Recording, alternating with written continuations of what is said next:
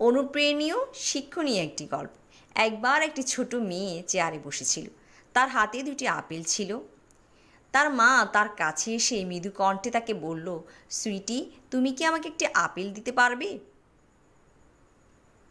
মেয়েটি তার মায়ের দিকে 1 সেকেন্ডের জন্য তাকিয়ে থাকে এবং তারপর সে হঠাৎ একটি আপেলে কামড় দেয় এবং ঠিক তারপরেই সে অন্য একটি আপেলেও কামড় দেয় যা সে অন্য হাতে ধরেছিল। এই দেখে মায়ের মন খারাপ হয়ে গেল। তারপরও সে হাসতে থাকে কারণ সে তার মনের কষ্ট প্রকাশ করতে চায় না।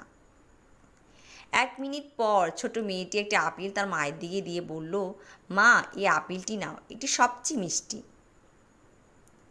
তৎক্ষণাৎ মা তার ভুল বুঝতে পারলেন যে তার এত দ্রুত ছোট মেয়েটিকে বিচার করা বা হতাশ হওয়া উচিত হয়নি। গল্পের নৈতিক: আমাদের চোখের সামনে কোনো কিছু হঠাৎ দেখে কোনো বিবেচনা করা উচিত না।